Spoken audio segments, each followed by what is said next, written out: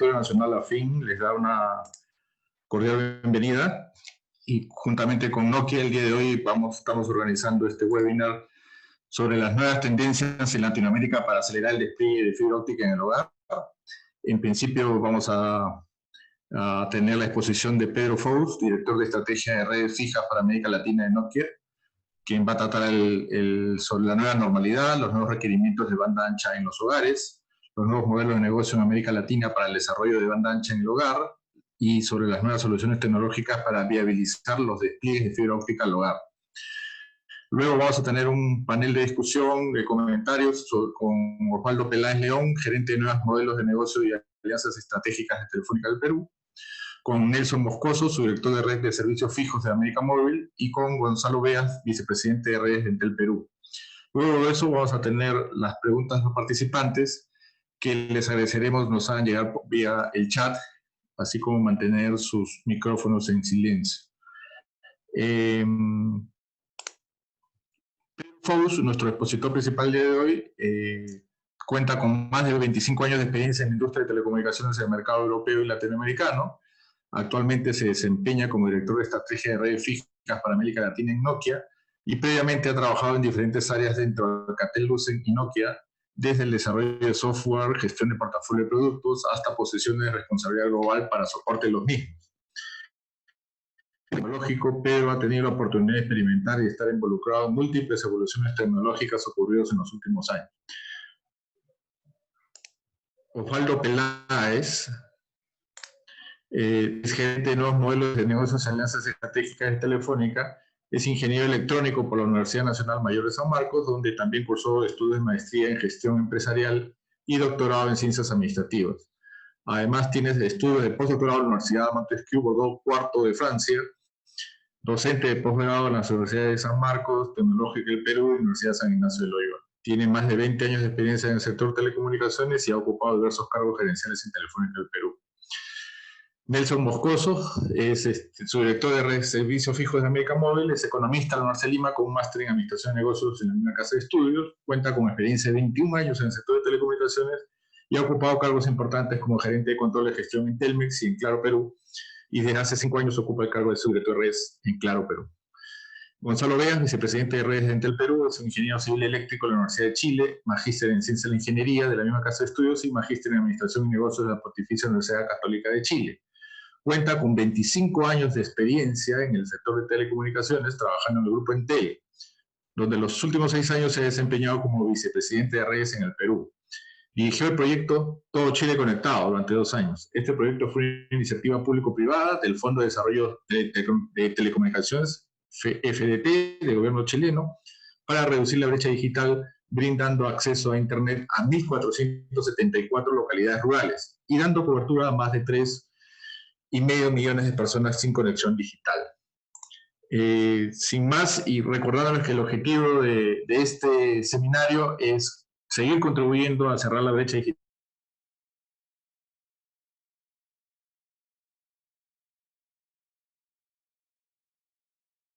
Le cedo la palabra a Pedro para que nos proceda a exponer la presentación de hoy.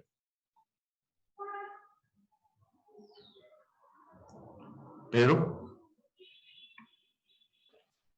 Muchas gracias, Juan. A Juan y a FIN por darnos esta oportunidad. Bueno, sin más, comienzo. El mundo es móvil. Todos tenemos esa sensación debido a la omnipresencia de las redes móviles y al incremento de su capacidad y performance, que hacen de ellas el futuro.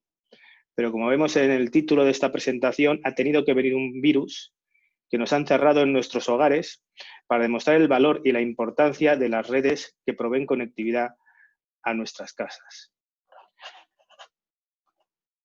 Vamos a empezar viendo cómo se han comportado estas redes y desgraciadamente se siguen comportando durante este extraño año.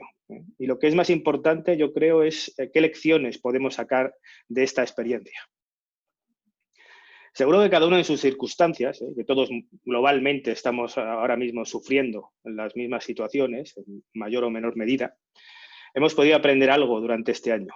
Y desde el punto de vista de las redes de comunicaciones, han sido las redes fijas las que han parado ese golpe virtual de la pandemia. Mientras que a nivel global el tráfico sobre las redes móviles ha crecido entre un 20 y un 25%, en las redes fijas han tenido que soportar un incremento del tráfico de hasta el 60%. Incluso la eternamente olvidada línea de voz fija ha incrementado su utilización en un 30%. En mi caso sigue siendo mi suegra, pero mucho más a menudo. Nuestra necesidad de mantenernos conectados sigue haciendo que sigamos usando la red de voz móvil, incluso se ha incrementado en un 100%, se ha duplicado su uso, pero tenemos información de clientes que hacen uso de Wi-Fi, de voz sobre Wi-Fi, y que nos comentan que en estas circunstancias, que no es nada extraño, no es una sorpresa, el uso de la voz sobre Wi-Fi duplica el uso de la voz sobre la red móvil. El quédate en casa allí donde ha sido posible no nos ha aislado socialmente y nuestra vida social ha sido soportada por la conectividad de la que gozan nuestros hogares. Si pasamos a las casas, a las tendencias dentro del hogar, ¿cuál ha sido el uso que hemos hecho de esta conectividad? ¿Qué aplicaciones nos han ayudado a sobrellevar estas circunstancias de la mejor manera posible? Si lo vemos desde dos aspectos, el del ocio y el de continuar con nuestra vida, con nuestro trabajo, con nuestra educación, podemos decir que en el lado del ocio, los juegos online han visto incrementado su demanda en un 400%. Se ha multiplicado por 4 la demanda de los juegos online. Y las plataformas de streaming de vídeo han incrementado la demanda de recursos de las redes en hasta un 60%. Incluso teniendo en cuenta que en el principio de la pandemia reducieron la calidad del servicio que estaban entregando precisamente para no congestionarla. Como somos seres sociales, aquellas aplicaciones que se enfocan en esas relaciones sociales, como Facebook, se ha incrementado su utilización en un 30% y WhatsApp, a veces, aunque no lo queramos, ha visto incrementado su utilización también en 5 veces más el uso de WhatsApp. Y la televisión lineal, por la necesidad de estar informados durante estas circunstancias, ha visto incrementado su uso también en un 100%. Si nos vamos al punto de vista de continuar con nuestros trabajos y la educación de nuestros hijos, han sido las aplicaciones de videoconferencia que antes eran conocidas por un segmento limitado de la sociedad, nosotros mismos quizás, o sea, para que la utilizábamos para nuestro trabajo. Y de hecho, antes de la pandemia lo manteníamos más simplemente el tema del audio. Ahora, durante la pandemia, hemos descubierto que muchas veces es necesario ver la cara de la persona con la que estamos hablando. Y entonces activamos mucho más a menudo el vídeo.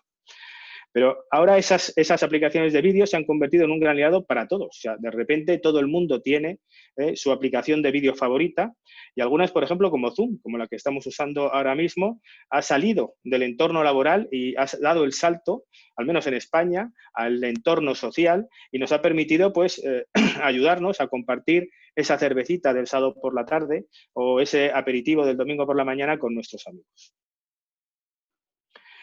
Este slide quizás no podamos sacar muchas conclusiones de él, pero me gusta porque demuestra hasta qué punto nuestra vida ha estado siendo soportada por la conectividad de nuestros hogares. En España, como en muchos otros sitios, en los peores momentos de la pandemia, todos nos parábamos para salir a los balcones a aplaudir a aquellos que estaban parando el golpe físico de la pandemia, a los sanitarios.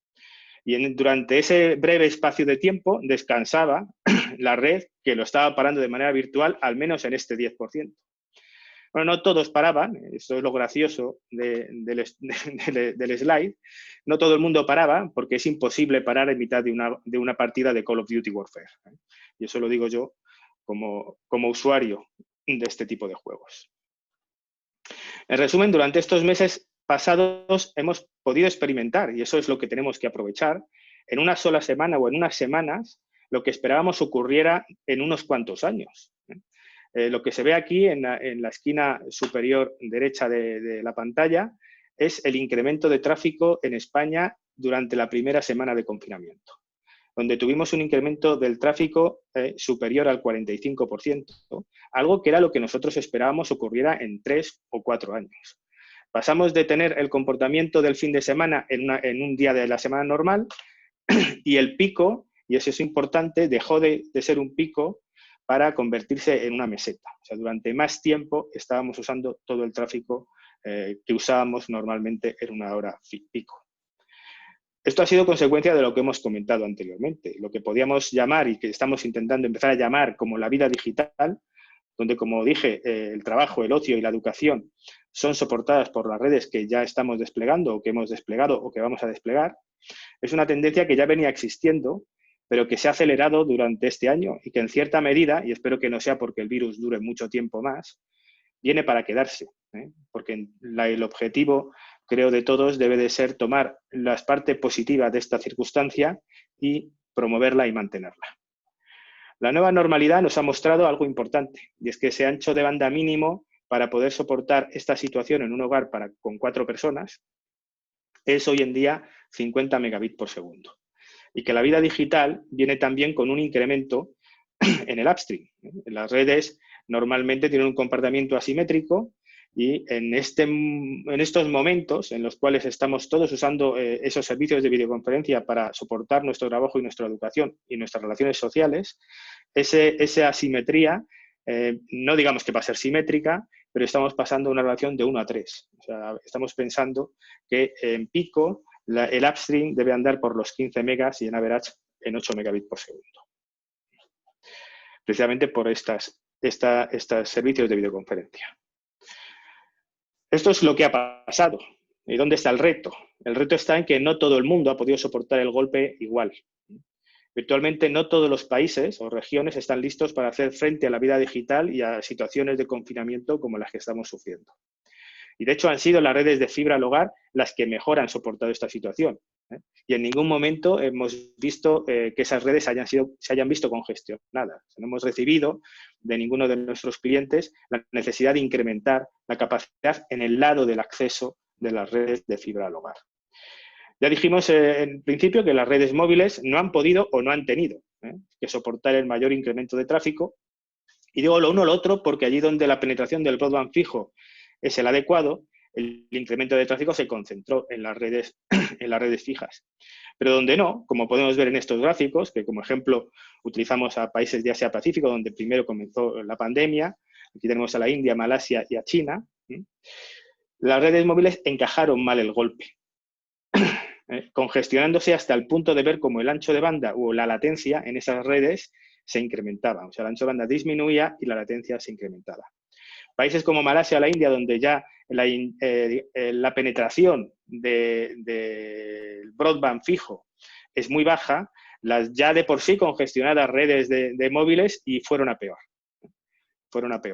Y en países que sí tienen una penetración de fibra bastante interesante, como China, lo que ocurrió es que hasta que no tomaron el tráfico las redes fijas, en este momento las redes móviles vieron muy perjudicado su comportamiento.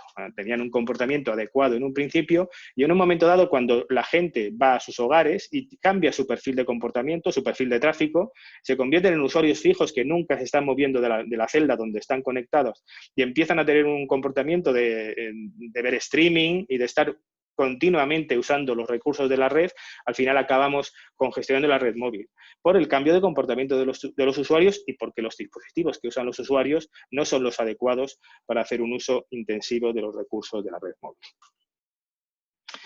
En resumen, el año 2020 nos ha confirmado lo que ya sabíamos. El acceso a una buena conexión a la red es básico para promocionar el desarrollo de las naciones, de las regiones, de territorios, ciudades, pueblos y de los individuos. Y en circunstancias como las que estamos, esto se hace aún más evidente. La digitalización de los servicios públicos, la promoción del teletrabajo, la universalización del acceso a la cultura y a la educación nos ha ayudado a sobrellevar situaciones como las que estamos pasando y trae consecuencias positivas más allá de esta situación. Y para habilitar estas consecuencias positivas, el acceso a la red es básico. Pero la red fija tampoco es omnipresente y mucho menos aquella que puede holgadamente entregar ese mínimo necesario de esos 50 megabits por segundo en downstream y hasta 15 en upstream, que es lo que hemos definido como mínimo para soportar esa vida digital. En Latinoamérica, como podemos ver en el mapa de la izquierda, más del 50% de los hogares no es que no lleguen a ese mínimo, es que no tienen conexión ninguna a la red, y de los que tienen conexión, en más de un 32% no llega a ese mínimo. Con lo cual tienen difícil el poder soportar sus vidas y tener poder continuar con sus vidas en una situación como la que estamos. Pero yo creo que incluso más importante es la parte derecha de la pantalla, que si miramos esto mismo, no desde el punto de vista de cobertura física de la red, sino de asequibilidad, de esa conexión, es triste ver cómo el esfuerzo que tiene que hacer un ciudadano para tener acceso a esta red es mayor cuanto menor el desarrollo del país en el que se habita. Bueno, pues ya conocemos la situación, el objetivo y el reto, y pasemos a ver cuál es el problema. Pues el problema, ¿dónde va a estar? Las redes de fibra óptica no llegan a todos nuestros hogares. La razón es simple, la razón es un motivo económico. El dinero es el problema. Las redes de fibra óptica no están ahí. Nuestros abuelos desplegaron las redes de cobre, esas de par de cobre, que soportaban las telecomunicaciones como eran al principio del siglo XX, es decir, simplemente servicios de voz, y la red de fibra, que puede dar la capacidad de la que estamos hablando, hoy hay que desplegarla. Y eso hace que la barrera de entrada para aquellos que quieren hacer ese negocio, habilitando esa vida digital, es alta. Es esta curva que vemos aquí de la inversión inicial para poder empezar a hacer negocio con una red de fibra al hogar es alta. Sobre todo, y luego la línea verde, existe cierta incertidumbre de cuál va a ser el retorno de esa inversión y cuál su velocidad. De hecho, lo que nosotros vemos en nuestros clientes y en el mercado es que cuando no se prevé tener un take rate, o sea, que conectar al menos un 25% de los hogares por los cuales vas a pasar, pues difícilmente puedes conseguir que ese negocio despegue. Así que vamos a hablar en esta presentación de algo que llevamos unos meses hablando, de las curvas. Primero vamos a hablar de la curva que queremos aplanar y después sobre cómo conseguir que esta curva que no queremos aplanar tenga una pendiente mucho más inclinada y un negocio mucho más certero. Este, digamos, es el objetivo de esta presentación. Una de las formas que hemos identificado para romper esa barrera de entrada es el wholesaling. El wholesaling, la reventa, el acceso esas redes de fibra al hogar como infraestructura sobre la cual desarrollamos esos servicios. Más allá de la mera compartición de infraestructura, de buscar voluntarios que bien desplieguen la estructura con el único objetivo de revenderla. Y se den cuenta que añadiendo al caso de negocio la posibilidad de abrir a otros, el entregar servicios sobre su infraestructura puede habilitar la fibra allí donde uno solo no puede. El mensaje es no hay suficiente dinero, no ya en Perú, sino en ningún sitio del mundo, para desplegar una fibra de acceso al hogar, o 2, o 3, o 4, dependiendo de cuántos proveedores de servicio tengamos en el mercado. Entonces, o buscamos a alguien que le vea el sentido a desplegar para el resto, o buscamos maneras de compartición de red entre los actores que ya están disponibles. Así que el objetivo final, de alguna forma u otra, ya sea porque los actores que hoy están en el mercado tomen otro tipo de rol, o buscando otro tipo de actores que por su perfil actual de negocio pueden estar interesados en habilitar este tipo de infraestructura. Lo importante para conseguir esto sería desacoplar la infraestructura del propio servicio. Es fácil encontrar en el mundo de los negocios, gente con distinto perfil, que igual estamos ya no hablando del network wholesaler, del revendedor de la red, sino de los propios inversores que van a invertir en ese negocio. Hay inversores con distinto perfil de inversión y hay quien busca invertir en lo que se denomina infraestructura pensando en un negocio a mucho más largo tiempo, de espacio de tiempo y con mucho menos riesgo. Es intentar convertir a la red de acceso en una infraestructura para encontrar ese tipo de revendedores. Quizás la idea es efectivamente darse cuenta que esa gente puede invertir en ese primer momento y que no tiene tanta necesidad de que el negocio llegue con dividendos tan rápido como a lo mejor en otro tipo de negocios. Allí donde el negocio no es claro, ni siquiera siguiendo este approach, donde a lo mejor estamos hablando de zonas rurales, donde la densidad de población es muy escasa, entonces ahí igual habría que buscar a gente que tiene todavía el caso de negocio a muchísimo más largo plazo. Aquellos que lo que buscan es lo que decíamos hace un par de slides, el que se incremente los ingresos netos per cápita en ciertas regiones. Ejemplos, por ejemplo, una red que se está haciendo ahora mismo en Polonia, en el cual gran parte de la inversión viene de sitios públicos, pensando que la gente a la que estamos atendiendo con esa red, pues o no tiene un gran alto ARPU, o igual es muy complicado desplegar la red en sitios donde estamos enfocándonos, que es en zonas rurales. Paremos un momento en este slide y aprovechemos para ver exactamente de qué estamos hablando cuando nos referimos a la fibra al hogar. Una red de fibra al hogar se compone principalmente de 3 elementos. El nodo de acceso, o la OLT, que al final el acrónimo es el de terminación de línea óptica, es la inteligencia de la red, la que define la capacidad de la red misma y la que abre o cierra la posibilidad de añadir nuevos mercados sobre esa red. Ese es el cerebro de la red, es el nodo de acceso.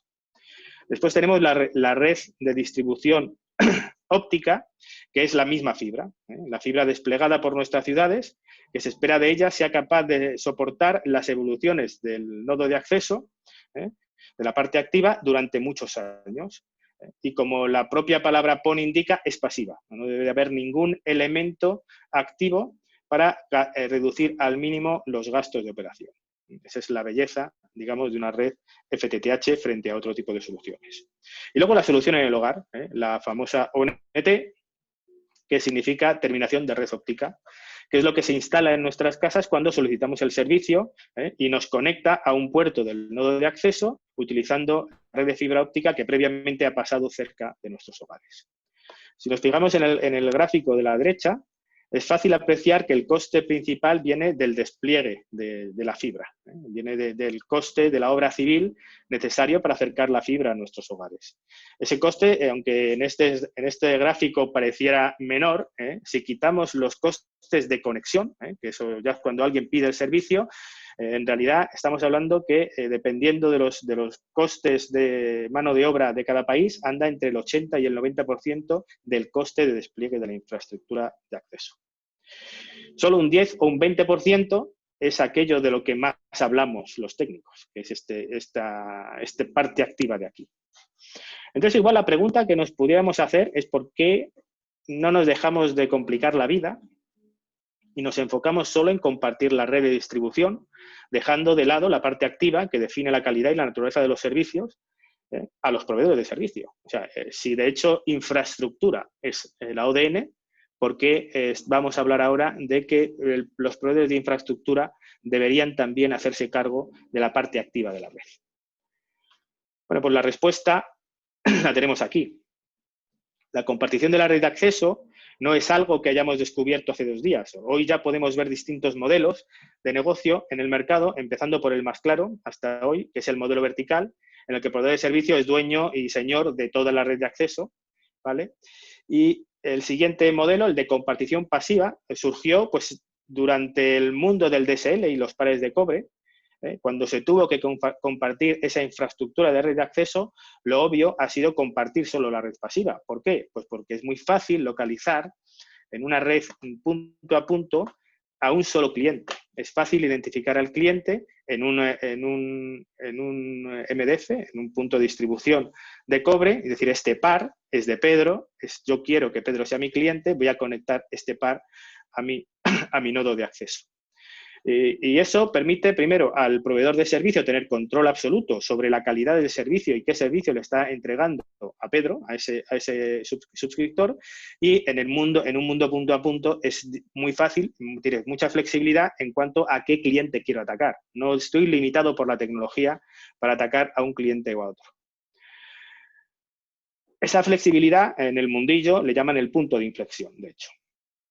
Entonces, en un mundo punto a punto eso es fácil. En un mundo punto a multipunto, que es una red FTTH, es punto multipunto. Cada puerto de una OLT, de un nodo de acceso, atiende entre 128, 64 o 32 usuarios, dependiendo de cuál haya sido la decisión del que despliegue la red. ¿Vale? Ahí es muy difícil encontrar un punto donde yo puedo identificar a un cliente. Con lo cual, para compartir de forma pasiva una red, tengo que duplicar la red. Tengo que incrementar los costes de despliegue de la red para soportar un número X de proveedores que puedan atacar a esos clientes por los que voy pasando. Y me limito en el número de proveedores que yo pueda tener sobre la OLT, pero es que encima el coste de despliegue es mayor. Entonces, en ese contexto, surgieron los modelos de compartición activa, que no es otra cosa más que yo identifico el cliente y el tráfico de ese cliente hacia mi red, el proveedor de acceso me lo encapsula, me lo pone en un tubo, en una VLAN, en un túnel MPLS y me lo lleva hasta un punto donde yo puedo tomar ese tráfico y llevarlo por mi red. Ese yo es el proveedor de servicio. Ayuda a flexibilidad, o sea, yo puedo tomar cualquier cliente de esa red de acceso. Pero ¿cuál es el problema ahí? Pues que dejo de tener control sobre la calidad de los servicios que estoy entregando, porque al final el que provee esos servicios en la red de acceso es el proveedor de acceso. Eso desde el punto de vista del proveedor de servicios, desde el punto de vista del proveedor de infraestructura, dejo de ser proveedor de infraestructura, porque en cada vez que hay que provisionar un servicio, yo estoy en el medio y tengo que provisionar el servicio. A mí me mandan la orden y yo provisiono el servicio. Cada vez que hay un problema con un servicio, soy yo el que tiene toda la visibilidad de la problemática y de la calidad del servicio que se está entregando, y al final tengo que hacer yo el troubleshooting. Entonces, vale, para digamos, nuevos entrantes, nuevos proveedores de servicios que les gusta estar over the top, que no es el caso de los proveedores de servicios tradicionales en el mundo de telecomunicaciones, que nos gusta o les gusta tener control sobre lo que están entregando, no importa, pero no es a lo que vamos. Estamos intentando habilitar este tipo de approach a los proveedores de telecomunicaciones al uso. Y ahí es donde aparece el slicing, una palabra que en el mundito está sonando muchísimo. Y el slicing, para lo que en realidad aparece, no es para partir una OLT y entregarle una OLT a alguien y un trocito a alguien y otro trocito a otra persona. No es para partir el nodo de acceso, como dice la palabra, sino el objetivo es compartir los costes de operación. Ese es el objetivo del slicing. Por eso ahí llega el slicing. Cuando hacemos una computación activa, compartimos los costes de operación de los servicios a los operadores de servicio. Porque si vemos aquí, los protagonistas de las redes en estos momentos están de alguna forma reevaluando su papel. Los que antes estaban en toda la cadena de valor, en toda la cadena de valor, intentan de alguna forma librarse del lastre económico de tener que ser los dueños de toda la infraestructura pasiva. Pero al mismo tiempo no quieren quedarse aquí arriba, encima de la infraestructura activa, quieren bajar hacia abajo y tener control y poderse diferenciar en cuanto a la calidad de servicio que dan a sus clientes. Y tener control sobre el ciclo de vida de los servicios que entregan a sus clientes. De igual manera, y es una situación en la que todos ganan, los nuevos entrantes quieren proveer infraestructura, no tienen ningún interés en convertirse en operadores de telecomunicaciones. Con lo cual, cuanto más puedan hacer subir esta línea, bajar esta línea para entregarle la posibilidad de operar los servicios a los proveedores de infraestructura, mejor, porque más podrán ellos mostrar a los mercados que siguen siendo proveedores de infraestructura. Con lo cual, FANS, que nos encantan los acrónimos en este mundo, en inglés es Fixed Access Network Slicing, o sea, slicing en la red de acceso. Sigo diciendo slicing porque no he encontrado una bonita traducción en castellano para esa palabra. Al final se trata de conseguir lo mejor de cada casa. Del Active Layer Sharing, la flexibilidad, el poder poner en el mercado para todos los proveedores de servicio, a todos los clientes por los cuales paso con mi red de fibra al hogar, y control, poder entregar el control de los servicios, de provisionamiento de esos servicios, de troubleshooting, de alarmas y de performance monitoring de esos servicios a los proveedores de esos servicios. Y eso estaba antes en el Physical Layer Unbundling. El unbundling, TWDM Unbundling, esto es algo que permanece en nuestros slides, pero alguna vez lo borraremos porque no llegó a ningún sitio, ¿vale? Y el Active Layer Sharing, los que hayan escuchado, este sería el bitstream, cuando los proveedores de servicio tienen cierta red de agregación, y esto, no, cuando el proveedor de servicio tiene cierta red de agregación y van directamente a la OLT, y esto es BULA, cuando la red de agregación pertenece al proveedor de infraestructura. Bueno, SDAN. SDAN es red de acceso definida por software. Y este es uno de los nuevos paradigmas que están ocurriendo en el mundo de las telecomunicaciones y que de alguna forma ayuda a todo lo que estamos hablando, ¿vale? Pero no solo ayuda, bueno, ayuda a todo lo que estamos hablando. No solo sirve para particionar o hacer slicing, sino también para otra cosa de la que también hemos hablado. O sea, es importante para aquel que provee infraestructura reducir al máximo sus costes operacionales, porque si no, no parece que está proveyendo infraestructura. Y entonces alguien dice, oye, yo estoy invirtiendo en ti porque eres un proveedor de infraestructura. Entonces, es importante. Y SDAN viene para particionar, sino también viene para reducir esos costes operacionales. SDAN viene a solucionar, de hecho, los problemas históricos de los proveedores de servicios de telecomunicaciones, ¿vale? Que hoy, de alguna forma, están ahogados por nuestra culpa. Ahogados por culpa de los que nos inventamos redes cada vez más complejas y nos empeñamos en lo que he dicho antes, en que toda nuestra vida esté soportada por las redes de telecomunicaciones. La complejidad de las redes de telecomunicaciones ha crecido de manera exponencial en los últimos años. O sea, nosotros mismos nos acordamos de esas redes de telecomunicaciones que eran una central de conmutación enorme que solo proveía un servicio. Esas eran las redes de telecomunicaciones hace unos años. De hecho, los hemos vivido nosotros. Yo tengo 50 años, los he vivido. Ahora tenemos redes de telecomunicaciones con múltiples tecnologías. La electrónica está muy cerca de nuestros clientes finales porque es la única manera física de poder proveer esos anchos de banda y todos los servicios de nuestra vida están soportados por esas redes de telecomunicaciones. Con lo cual, los gastos operacionales de operación de esas redes cada día son más grandes. Y desgraciadamente, para los que vivimos de esto, y gracias a Dios por los que tenemos conexión en casa, no pagamos tanto. O sea, el coste de conexión a la red no se ha incrementado de manera exponencial en los últimos años, ¿vale? Entonces, hay que conseguir bajar los costes de operación, ¿vale? Este es el lower TCO, el bajar los costes de ser los dueños de la red, es la segunda yo creo más importante, petición por todos los operadores de telecomunicaciones. Habilitar negocios como el slicing, y luego explicaré por qué SDAN. Primero, virtualizar la red. SDAN es software, red de acceso definida por software. Hay que virtualizar y luego automatizarla, ¿vale? Y llevarla a la nube, llevar parte de esa red de acceso, ejecutarla en la nube, en los famosos data centers. Eso habilita y facilita el tema del slicing. Y luego algo que a mí me encanta, cuando hablamos ya del futuro, ya casi de ciencia ficción, pero que está a 2 días, eso va a pasar, y no ya la empresa conectada, sino la industria conectada, los coches autónomos, la realidad aumentada, realidad virtual, son todo aplicaciones que requieren que haya muy baja latencia. La latencia es el tiempo que tarda entre que yo pido algo y se me da. O sea, si yo tengo que tener una industria conectada, no puede ser que aquellas aplicaciones que estén manejando esa industria estén muy lejos de la industria. Con lo cual, a veces uno piensa si en poco tiempo, no será tanto llevar ese nodo de acceso al data center, sino que el data center se acercará al nodo de acceso. Y todo de lo que estamos hablando hoy va a ser mucho más relevante.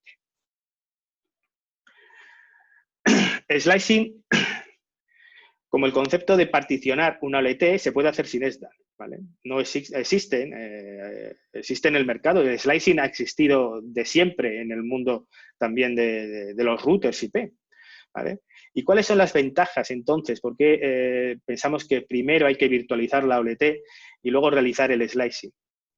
Primero por un tema de seguridad. Bueno, aquí hay seis temas, pero yo creo que se resumen en 2. La seguridad y la escalabilidad. La seguridad, ¿por qué? Es mucho más fácil securizar. Si yo tengo que dar acceso a las OLTs, a los nodos de acceso, para que sean configurados por esos operadores de servicio, es mucho más fácil darles acceso a un solo punto.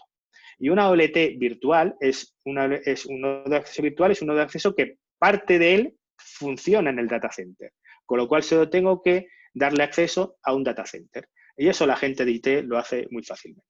No tanto el tener que hacer eso mismo en centenares o en miles de dispositivos desplegados por toda la red. Y luego escalabilidad. Una OLT, un nodo de acceso, es algo que tiene que ser económico. Son centenares de equipos los que desplegamos para dar servicio en un país. Entonces, uno de los principales, y para que tampoco nos cueste mucho nuestra conexión, es que sean económicos. Entonces, para que algo sea económico, no puedes exigirle tener una gran capacidad de procesamiento ni una gran cantidad de memoria.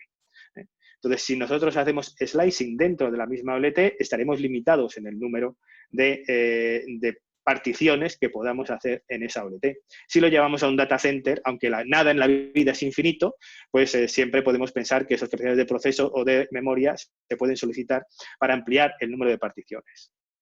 Entonces, vamos a ver, ¿para qué quiero yo tener tantas particiones? Bueno, pues porque en realidad el slicing en las redes de acceso no solo vienen empujado por el tema de la reventa o de compartición de red. Temas como el 5G, tan de moda ahora mismo, nos pone un reto, no solo para la gente que trabaja en la parte móvil, en la radio, sino para los que vayamos a transportar esos servicios, porque la idea del 5G no es solo ultra broadband, sino también Internet de las cosas masivos y ultra low latency. Y baja latencia, muchas cosas y mucho ancho de banda son 3 cosas que se llevan mal en una red. Entonces, es interesante poder hacer particiones de la red y poder configurar a cada una de esas particiones end-to-end en toda la red, priorizando las necesidades de cada uno de esos servicios. Y luego, también, en el mundo, pues hay organizaciones. Y si yo tengo una organización que se encarga de dar servicio a las empresas y otra organización que se encarga de dar servicio al mundo residencial, pues y también tienen necesidades distintas, pues es posible que yo quiera tener una partición para cada uno de estos tipos de servicios. Con lo cual, al final, cada operador virtual, cada operador de servicio puede necesitar, a su vez, particionar su propia partición. Y entonces esto empezará a crecer, con lo cual conviene no estar de alguna forma limitado. Pero SDAN, como dije, no es solo slicing. Slicing solo es un caso de uso en esta arquitectura virtualizada. SDAN es otras cosas y es, entre otras cosas, lo más importante es acerca de la automatización. Automatización para reducir esos costes de operación. Si en el mundo tradicional de una red de comunicaciones, el gestor de la red es un GUI, es un interfaz gráfico de usuario, donde tenemos detrás un operador con un ratón, siguen navegando por un menú, ¿vale?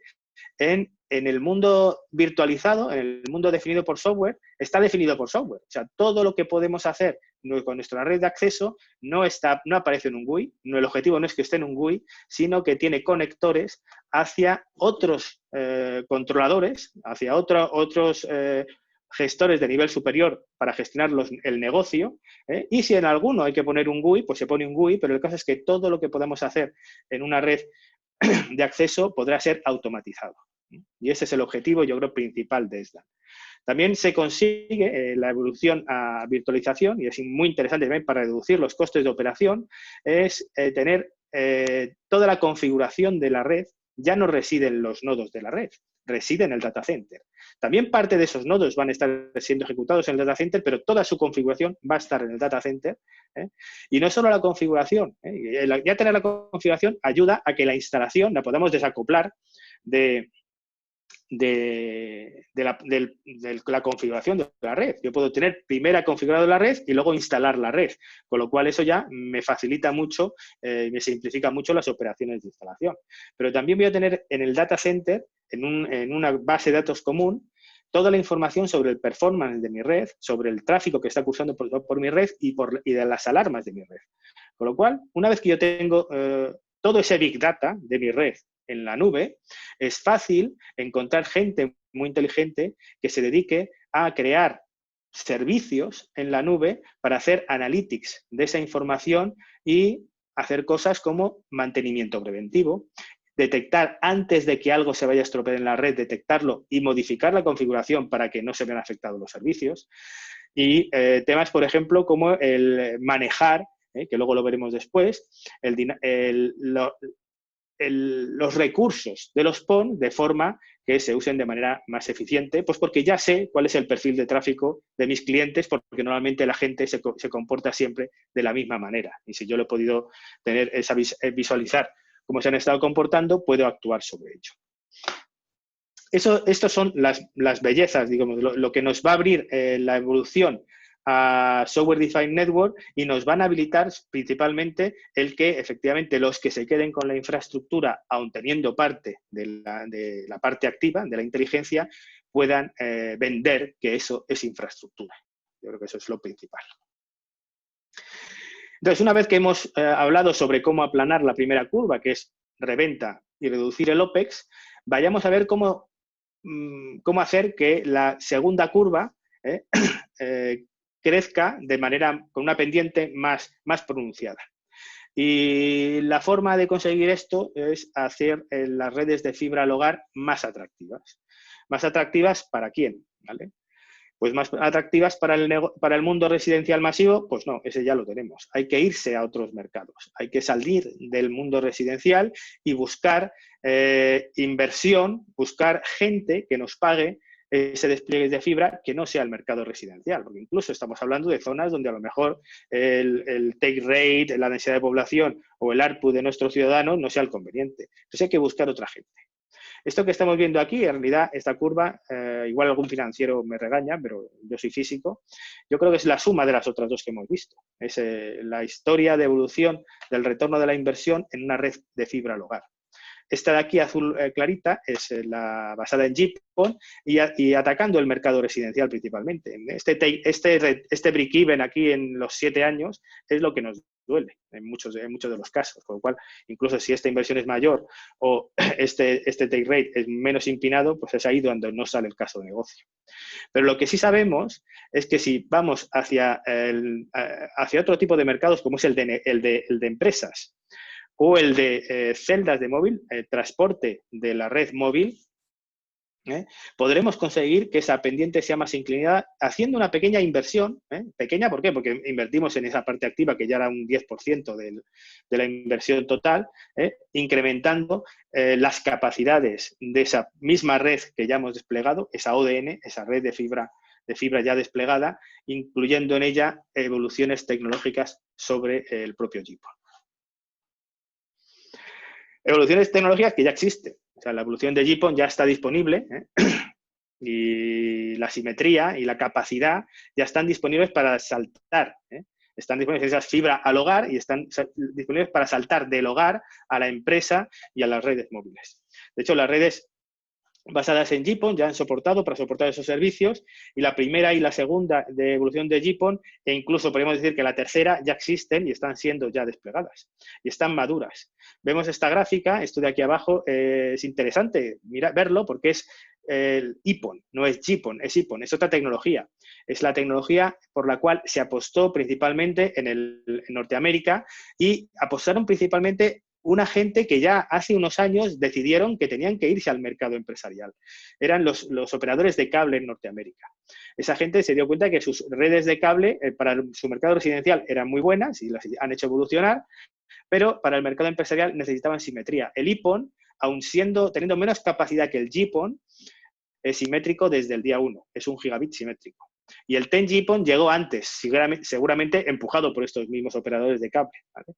Pero bueno, no ha tenido gran éxito porque el mundo y sobre todo China, que es el que más se lleva el volumen, es GPON. Y cuando tú tienes una cosa masiva, siempre es más económico que algo que no lo es. Entonces, primero, porque los márgenes son más altos en Norteamérica y porque el ecosistema es más pequeño. Cuando alguien ha evolucionado a redes de fibra al hogar, en el resto del mundo lo ha hecho en GPON. Este azul clarito es la primera generación de GPON, después de GPON, o sea, XGPON 1, y se quedó pequeñito el pobre porque nació prematuro. Nadie necesitaba 10 gigas en el mundo residencial y nació con una minusvalía, es que no es simétrico, tiene solo 10 y 2,5 gigas. Con lo cual, hoy el que pensamos que se va a llevar, o se está llevando ya el gato al agua, como siguiente evolución tecnológica, es el XGSPON, que no fue la tercera, no fue la segunda, sino la tercera. El TWDM-PON, este de aquí, surgió antes, pero no ha despegado porque es muy caro en el lado de las ópticas de las lentes. Entonces el XGS-PON fue un pasito atrás, óptica fija y 10 gigas simétricos. Eso está hoy ya disponible y puede atender perfectamente el mercado empresarial y el mercado de backhaul de móvil. Entonces, vamos a hablar un poco del tema del backhaul de móvil. ¿Por qué para el fijo, para las redes de fibra al hogar, las redes móviles son una oportunidad? Y cuando veis aquí, veis las redes de móviles densas, la densificación de la red móvil. Cuando pasamos de 3G a 4G y pasamos de 4G macroceldas a LTE, pequeñas celdas, small cell, son redes mucho más densas, con más capacidad porque tenemos más radio, y en 5G eso se va a densificar mucho más, entre otras cosas porque las frecuencias que vamos a usar son más altas y entonces vamos a tener que tener muchas más celdas. Pero bueno, ya el mercado de backhaul, y luego vamos a ver qué es el backhaul, para lo que no sepa, el mercado de backhaul, tanto en 4G como en 3G como en 5G, se puede atender con las tecnologías tal cual la tenemos hoy en fibra al hogar. Con XGS-PON y las latencias, importante, luego vamos a hablar de eso, que mete el PON, podemos atenderlo. Lo que tenemos arriba, y también hablaré de eso un poquito, la parte clara, que es el fronthaul de 4G, jamás va a poder ser atendido por una red de fibra al hogar. Pero tampoco hay grandes despliegues, tampoco hay mucho mercado allí. La parte azul, esta es el fronthaul de 5G y aunque es poco, sí queremos conseguir que las redes de fibra al hogar puedan atender el transporte de ese tipo de tecnología. Pero lo importante para los que vayamos a pedir o los que querramos desplegar la infraestructura es el mercado que tenemos aquí, el que ya es atendible por la tecnología actual, es enorme. Estamos hablando de billones de dólares, con lo cual hacemos atractivo para alguien que quiera desplegar infraestructura este tipo de inversión. Y luego para la gente móvil, ¿por qué alguien del móvil puede querer poner su transporte en una tecnología como GPON? ¿Por qué va a querer hacer eso? Pues hoy no es gran éxito. Hoy hay quien lo está haciendo ya. No nos lo dicen, es un tema oportunístico. Yo tengo una celda aquí, utilizo el transporte que tengo disponible y utilizan GPON, pero no lo buscan mucho. Ahora está creciendo, ahora mismo un 20% ya están, un 20% de conexiones ya se están haciendo o se están pensando en hacer con PON. Pero eso no era así antes. Yo creo que el que más crecimiento ha tenido el PON. ¿Pero por qué? Pues porque este naranja clarito, que es el coste del transporte en una celda, en una LTE macro, pues aunque tampoco es que sea despreciable, no es lo más grande, no es el trozo más grande del pastel. Pero cuando densificamos, cuando vamos a un despliegue LTE small cell, y en 5G esto va a ser todavía más evidente, el coste del transporte es lo más grande. Con lo cual ahí pondrán los ojos los financieros o mucha gente dirá, no puedo hacer un despliegue denso de LTE o un despliegue denso de 5G porque no me sale el caso de negocio. Es aquí donde las redes de fibra al hogar tenemos que levantar la bandera y decir, sí, igual te sale el caso de negocio. Porque si tú despliegas con tiempo y de una forma oportunística pones la red de fibra al hogar para atender a estos hogares, y luego a esas empresas, que son esos puntos rojos, el time to market de densificar tu red de 4G o de 5G va a ser mucho más rápido porque el transporte ya lo tienes disponible.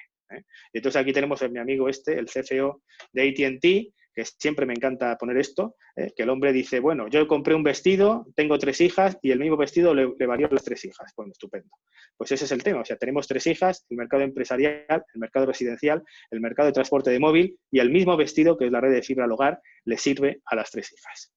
Y luego lo bueno es que el vestido sale barato, o sea, un 50% más barato que cualquier tecnología punto a punto es usar una tecnología punto multipunto como es la de fibra al hogar. Ahí ha habido un montón de discusiones, yo estoy involucrado con gente discutiendo, no, pero eso no es tan cierto, tal que cual. La verdad es que el punto a multipunto, como ponéis aquí, tiene muchas ventajas. Todo el ancho de banda disponible en esa conexión es para la celda. La latencia no hay que preocuparse, ya veremos por qué. No hay colas, no hay que esperar en la cola porque el recurso es todo mío y el troubleshooting es mucho más sencillo. Todos son ventajas para el punto a punto, menos el económico. Porque la única razón por la cual el punto multipunto es más económico es porque compartimos un recurso entre varios. Y con que lo hagamos con 4, cualquier tecnología punto a multipunto va a ser siempre más económica que una punto a punto. Y en este mundo, pues movemos y como todos sufrimos, la economía al final manda. O sea, igual a los gente muy técnica nos gustaría siempre tenerlo mejor, pero al final hay que poner los pies en el suelo y la economía acaba mandando. Bueno, esta slide que puede parecer compleja, simplemente es para explicar un poco qué es eso del anyhow y por qué mid-haul y back-haul es accesible por las redes de FTTH como están hoy en día y por qué front-haul no. Bueno, pues esta es la arquitectura de una red de 5G. Igual no vaya a ocurrir esto en el mundo real, igual el ADU y la RU en algunos casos estarán juntas, pero esta es la radio, esta es la unidad distribuida y esta es la unidad centralizada. ¿Vale? Y entre ellos hay transporte. ¿vale? Cuando de la unidad centralizada hacia el core de la red es lo que llamamos backhaul. Y ahí el transporte tiene que transportar un 15% más que el tráfico útil de la celda. Y la medida de latencia son 20 milisegundos. En el midhaul es un 20 y la latencia 8 milisegundos. Hasta aquí todo bien.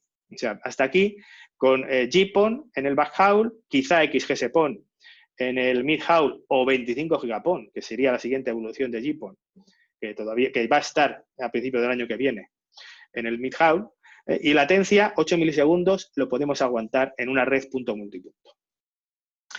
El problema lo tenemos en el front haul, donde ya el ancho de banda que tenemos que transportar son esos 5 veces el ancho de banda. Con 25 gigapon sería suficiente porque lo que estamos viendo es que las unidades de radio de 5G, su uplink es 25 gigabit Ethernet, o sea, son 25 gigas. Así que con 25 gigapon podríamos soportar ese tráfico. El problema principal lo vamos a tener en la latencia, que son 200 microsegundos de latencia, que principalmente están originadas porque la DU es la que se encarga de dar permiso a los móviles a hablar. Y la latencia es eso que nos pasa cuando hablamos con alguien por una conexión de Internet y que yo le pregunto una cosa, el otro tarda mucho en responderme, cuando me va a responder yo se la vuelvo a preguntar y la conversación es imposible. Entonces, cuando yo tengo un móvil pidiendo recursos a la DU, si la DU tarda más de 200 microsegundos en responder, el móvil vuelve a pedir recursos y entonces al final la comunicación no tiene lugar. Entonces, esos 200 microsegundos vienen porque el control de acceso al medio de la radio está en la DU. O sea, que eso es algo que no lo vamos a poder quitar. En front haul, esos son 200 microsegundos. Para el tema de la capacidad, ya lo anunciaba, la discusión hoy está entre 25 gigapon o 50 gigapon. Nosotros, al menos, y muchos detrás de nosotros, apostamos por el 25 gigapon. ¿Por qué? Pues porque el costo ya es adecuado. 25 gigas ópticas. Aquí lo que cuesta al final es la óptica. 25 gigas son las ópticas que utilizan en los data centers. Y los data centers consumen un montón de enlaces de 100 gigas que se montan con ópticas de 25 gigas. 4 veces 25 gigas. Con lo cual el coste es el adecuado. La tecnología ya está madura. O sea, ya existe 25 gigabit Ethernet, existe 25 giga EPON y solo falta por tener disponible el 25 giga GPON, ¿vale? Y entonces la estandarización sería muy sencilla, con lo cual la idea y que esté disponible comercialmente ya en el mercado en el año 2021 es la evolución a 25 gigapon. Porque lo necesita el mercado, porque el coste es el adecuado y porque el salto tecnológico no es muy grande. 50 gigapon, pues cuando lo necesite el mercado, cuando la tecnología esté madura y cuando consigamos estandarizar 50 gigapon, pues también ocurrirá. Por eso nosotros pensamos que ocurrirá, pues eso, pues para más allá del 2025. En cuanto a la latencia, todos los microsegundos cuentan. Una cosa yo creo que importante de comentar sobre el tema de la latencia es que la latencia no tiene que ver nada con el throughput, con el ancho de banda. No porque la cosa vaya deprisa, la latencia es mejor. O sea, esa conversación, ese diálogo de besugos que ocurre cuando tenemos eso, no es porque nuestra conexión a Internet sea mala, es porque es mala la latencia. Y la latencia ocurre principalmente en una red punto multipunto porque hay que esperar en colas, porque los recursos son compartidos. Principalmente cuando la ONT tiene que emitir, aparte hay otros motivos, pero el que añade ese milisegundo y medio, que está muy por encima de esos 200 microsegundos de latencia, es cuando la ONT tiene que emitir, tiene que hacer uso de los recursos y la OLT le tiene que entregar los recursos y la hace esperar en la cola porque hay otras ONTs que tienen también que utilizar los recursos. Y eso puede meterte hasta un milisegundo y medio de latencia. Bueno, pues algo que ya estamos trabajando en la industria, y yo creo que es cuando una vez se lo comenté a un cliente en Argentina, creo que fue, dijo, pues es la primera convergencia fijo móvil a nivel tecnológico que vio este hombre, y la verdad es que sí, es algo que es el DBA, el DBA es el Dynamic Bandwidth Allocation, que es como se llama ese protocolo entre la OLT y la ONT para alocarle los recursos, y hoy es ya reactivo, la OLT se espera, ¿vale? Pues es el DBA proactivo o cooperativo, es decir, la DU, que ya comenté antes, recibe la petición de un móvil para emitir, para usar los recursos de la radio. Este móvil le pide a la DU los recursos de la radio. La DU sabe que ese móvil que está en esa radio está conectada a una ONT y esa ONT a la OLT. La DU le informa, a la vez que al móvil le dice, oye, ya puedes emitir, le informa a la OLT alguien te va a pedir recursos. Esta ONT te va a pedir recursos. Con lo cual, este ciclo de DBA ocurre aquí. Y cuando llegue la petición del móvil, la ONT tendrá ya los recursos asignados y, de hecho, eso ya lo pudimos demostrar con un cliente en Asia-Pacífico y conseguimos esos 10 microsegundos de latencia. Con lo cual, para resumir un poco, empresas ya podemos ir a por ello, ya las redes fibra al hogar por su naturaleza permiten tener distintos servicios con distintos SLA, distintas calidades de servicio. En cuanto a mobile, a las redes móviles, tanto el backhaul como el midhaul, hoy ya estamos preparados y estamos trabajando para cuando se densifiquen las redes de 5G, que no van a ocurrir en los primeros años. Las redes 5G empezarán, digamos, colocando las radios en los mismos sitios que están ya las redes de 4G, con lo cual no habrá más radios. La densificación ocurrirá después y sobre todo ocurrirá cuando utilicen, eso no sé si alguien lo haya escuchado, lo de la millimeter wave, esos 28 GHz que requieren tener muchísimas radios. Bueno, pues cuando eso ocurre, allá por el 2025, pues ya estaremos listos con el 25 gigapón, que eso ya está el año que viene, y podremos estar listos con toda la evolución tecnológica en la fibra al hogar para tener una red de muy baja latencia. Para esto, y para lo que comentaba al principio sobre las industrias conectadas, los coches autónomos y la realidad virtual. Y ya para terminar, y una vez que llegamos a casa, ¿qué? Y este es ya terminando la presentación. Bueno, pues este slide lo preparé para otra presentación y se lo enseñé a mi hija de 19 años y solo pudo identificar una cosa de estas tres. Y no fue el cable UTP, por más que ella está estudiando una ingeniería. Parece triste. Ella identificó el cassette de música. El cable UTP no lo identificó. ¿Por qué? Porque soy yo el que ha conectado la PlayStation al gateway. Entonces ella no es consciente que la PlayStation tiene un cable detrás, ¿vale? Pero el resto de nadie en el hogar llega ahora mismo, ninguna persona que esté en su casa llega y conecta sus dispositivos vía un cable UTP. Nadie hace eso. De hecho, casi todos los que estamos hoy en casa utilizamos dispositivos que ni siquiera tienen cómo conectarse. Y mucha gente de esa considera que es que está usando la red móvil, cuando ya alguien se ha encargado de configurarle el dispositivo para que no se coma todos sus datos, ¿vale? Eso ocurre, o sea, Wi-Fi, o sea, al final el Wi-Fi es el último segmento, esos últimos 10 metros de fibra al hogar. Llega la fibra al hogar y a partir de ahí es Wi-Fi. Y cuando queremos estar en nuestros hogares, nosotros no queremos ser conscientes, como muchos, de si eso es Wi-Fi, si eso es 4G, si eso es la red móvil, si eso es 2,4 GHz, si es 802.11ac, eso no nos importa. Nosotros en nuestras casas no tenemos por qué conocer esas cosas, tenemos que ser felices ignorantes, es el objetivo. Y la otra cosa que no queremos hacer cuando llegamos a casa, por más que ahora en esta situación estamos teniendo la oportunidad, yo viajaba una barbaridad, ahora ya no, tenemos la oportunidad de estar más tiempo conviviendo con nuestra familia y tener esa coexistencia entre el trabajo y la familia, pero no nos gusta tampoco estar todos pegados en el salón para tener la mejor conectividad. Cada uno tiene que estar en su casa. Entonces, para eso, primero, para conseguir esos 50 megabits por segundo, las redes Wi-Fi en el hogar han tenido que evolucionar del 802.11an al AC, de la banda de 2,4 GHz a la de 5 GHz. Por eso que en algunos en sus casas habréis visto pues, que tenéis dos SSIDs. El objetivo debe ser que no tener dos SSIDs, porque yo no tengo por qué saber eso. Yo no tengo por qué saber que la banda de 5 GHz me da más ancho de banda, pero menos cobertura. O sea, no puedo irme muy lejos del AP si utilizo la banda de 5 GHz. Pero si utilizo la de 2,4, como mucho voy a tener pues 40 megabits por segundo, si tengo suerte. Eso yo no tengo por qué saberlo. Por eso, cuando nosotros pensamos en el hogar, primero hay que dar a la gente cobertura, y el cobertura se da por el client steering, que es mover a los clientes. ¿Y cómo se mueve a los clientes de manera automática? Pues primero entre las dos bandas. O sea, el Wi-Fi tiene que ser automático, tiene que ser capaz de mover al cliente a la banda más óptima dependiendo de dónde esté el cliente y cuál es el servicio que está haciendo de la red. Eso es lo que en el mundillo se llama el band steering. Y luego, si queremos ampliar la cobertura, tenemos que poner más dispositivos. Tenemos que crear una red mallada en el hogar y poder mover a los dispositivos sin que el cliente, sin que el usuario se dé cuenta, sin que siquiera su servicio se afecte entre un dispositivo y otro dentro del hogar. O sea, esa red tiene que ser reliable, tiene que ser fuerte, tiene que proveer un Wi-Fi no interrumpido.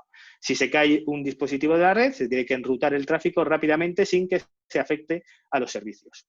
Y luego algo muy importante, todos sabemos, todos nos quejamos de las interferencias, no es que hay muchas interferencias, es que, y es verdad, los microondas interfieren. Hay muchos dispositivos en casa que usan la banda de 2,4 GHz, los microondas, los dispositivos estos para monitorar a los bebés, el mando de la Xbox. Muchos dispositivos utilizan la banda de 2,4 GHz y afectan el performance de nuestra conectividad. Bueno, pues tener soluciones que de manera inteligente sensen en la situación del entorno y seleccionen el mejor canal. Y luego, pues igual ya, si tenemos suerte, pues ya ponemos ahí soluciones de valor añadido. Pero esto al final, que parece una anécdota, es importante porque al final es lo que van a percibir los clientes, lo que van a percibir los usuarios. De nada sirve poner una red de fibra al hogar capaz de dar 100 megabits por segundo si al final el Wi-Fi dentro del hogar de esos usuarios no es capaz de dar más de 20. De nada sirve poder tener esos 50 megabits por segundo para poder soportar la vida de 4 personas en el hogar si al final las 4 personas tienen que estar metidas en una habitación y no van a poder hacer ni trabajar, ni educarse, ni ocio, porque todos tienen que estar pegados unos a otros. Y con esto termino mi exposición.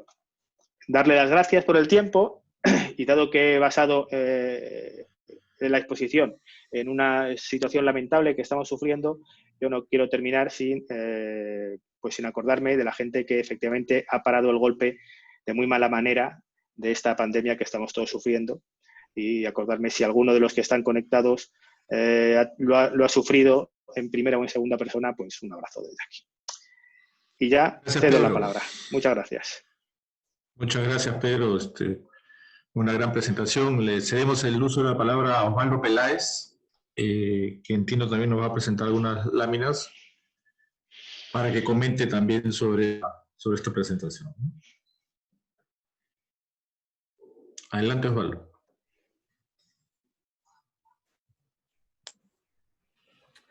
Hola, Juan. Buenos días. No sé si se está viendo la presentación.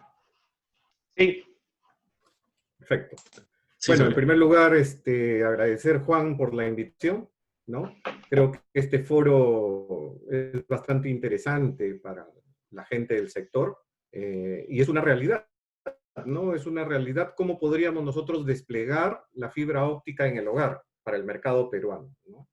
Y creo que esta iniciativa de AFIN va a ayudar a todo el sector, ¿no?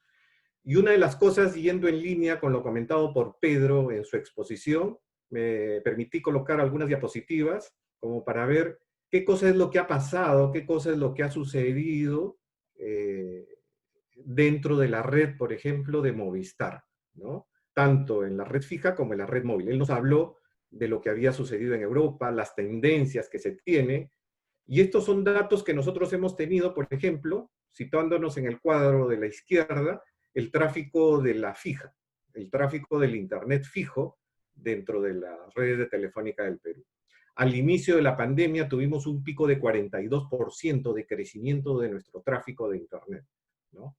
Este crecimiento de tráfico, con el transcurrir de los días, se mantuvo, ¿no? Hasta el mes de mayo, donde vimos ahí una caída, y el tráfico se ha mantenido en aproximadamente el crecimiento del 24%.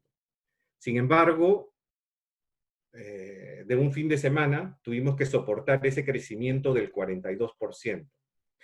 En comparación con el tráfico móvil, al inicio tuvimos que soportar un crecimiento del 30%, ¿no? Y este se ha estabilizado en un 15%.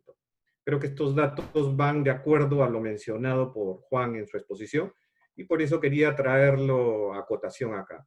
Otro dato importante de lo que nos ha sucedido también dentro de la pandemia, un poco como para poder tener una visión qué es lo que ha sucedido antes y durante la pandemia, durante la cuarentena, es el tema de las aplicaciones. Cómo es que las aplicaciones en nuestras redes se han visto impactadas, ¿no? Dentro de esto siempre el consumo de Facebook es alto, ¿no? Pero lo más saltante acá es el uso de la parte del WhatsApp, como vemos, ¿no? Un crecimiento del 184%. Y de la mano va la parte de TikTok, ¿no? y todo el tráfico de un 86% de crecimiento en las plataformas de Netflix. Y acá cabe resaltar de que como operadores hemos tenido que hablar para que el impacto no sea demasiado fuerte en nuestras redes, tanto con la parte de Google, con la parte de Netflix, para que la calidad de la resolución de los videos no sean en alta definición, porque si no el impacto hubiera sido mucho más alto, ¿no? Entonces ese ha sido un trabajo que hemos tenido que tener los operadores para poder soportar ese crecimiento alto del tráfico. Por otro lado, las aplicaciones para el tema de teletrabajo, por ejemplo, vemos el crecimiento de la plataforma Zoom en un 899% de lo que se tenía, ¿no? Seguido por, y acá tenemos un 160% de Microsoft Teams, ¿no? Y en las aplicaciones de voz, pues tenemos el crecimiento de FaceTime, la parte de WhatsApp, la parte de Call en un 121% y la de Facebook, ¿no? Esto quería traer a colación a base de lo mencionado, cómo se arregla en nuestra realidad como Movistar. Ahora un dato importante es cómo está el Perú en penetración del Internet fijo, ¿no? Ya que este foro estamos hablando de la parte del Internet fijo, cómo es que estamos posesionados como Perú, y esto es en el mercado global, ¿no? Vemos que la participación de Perú está en un 28% a nivel de Latinoamérica, ¿no? Estamos bastante alejados de los países que lo vienen liderando entre Argentina y Chile. Esta es una fuente de Pyramid Research al 2019, ¿no? Y si vemos la evolución en este cuadro que coloqué a la mano derecha, ¿no? Perú, ¿no? Con un 28% de participación al 2019, y le he hecho un retroceso a 5 años atrás, a 2 años atrás, ¿no? En donde la media de América Latina está prácticamente donde hoy nosotros estamos, es decir, por Chile, con el nivel de penetración del Internet fijo con el que nosotros estamos el día de hoy. Tenemos un desfasaje en la parte, definitivamente comparándonos en el sector a nivel de América Latina, ¿no? Y luego de ello, ¿cómo está concentrado este 28%? Vemos que la mayor concentración, pues la tenemos en Lima metropolitana, ¿no? Hay una diferencia enorme en lo que es Lima con respecto a la penetración total del Internet con lo que tenemos en provincias, ¿no? Siendo la mayor concentración Lima metropolitana. Y es por eso que vemos ese desfasaje que comentaba Pedro, y creo que por ahí habían algunas consultas que estaba viendo por el chat, de cómo estamos nosotros, cómo está el Perú específicamente con respecto a la penetración de la banda ancha en la situación del mercado del Perú, ¿no? Y es esta, ¿no? Y por último quise colocar esta diapositiva que creo que nos da las tendencias, ¿no? La proyección de crecimiento de las redes de banda ancha fija, ¿no? Situándonos al 2019, nuestro promedio de velocidades dentro de las redes telefónicas estaba en 32 megabits por segundo, ¿no? Llevémoslo a 39, que es nuestras proyecciones al cierre del 2020. Sin embargo, cabe resaltar que esta es una fuente de Cisco. Haciendo una proyección a 10 años, calculaban que el crecimiento de la velocidad iba a estar en un promedio de 6.4, multiplicando la velocidad actual por 6.4, ¿no? Con lo cual, al 2030 deberíamos de tener dentro de los hogares del Perú una media de 250 megabits por segundo. Acá hago reflexión a esto porque estos datos definitivamente son pre-cuarentena. ¿Qué es lo que ha sucedido durante la cuarentena y las nuevas necesidades que hemos visto de teletrabajo, la parte de lo relacionado a la parte de educación, la parte del e-commerce, que han crecido definitivamente? Más que seguro que este número por 6 va a crecer o por 8, o tal vez un número mayor, ¿no?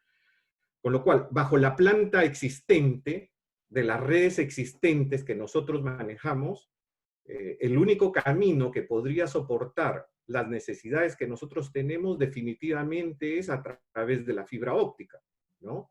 El crecimiento a través de la fibra óptica para que nos soporte velocidades como las que estamos viendo y las necesidades que el mercado actualmente necesita, ¿no? Pedro, dentro de su exposición, que definitivamente ha profundizado bastante y no quiero entrar a mayor detalle de lo comentado, pero definitivamente todo el tema del slicing y las soluciones de soluciones de Defined Network que se van a dar, de Software Defined Network que se van a dar a nivel de los core, necesitan que a nivel del acceso tengamos altas velocidades para poder soportar, por ejemplo, lo que él has comentado con las redes de 5G, ¿no?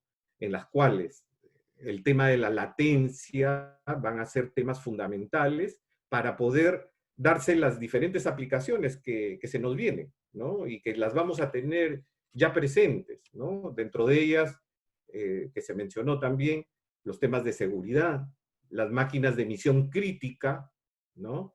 Para operaciones, por ejemplo, a larga distancia, pruebas que se han hecho el año pasado, por ejemplo, en el Mobile World Congress, operaciones a distancia, ya haciendo pruebas sobre las redes 5G, ¿no?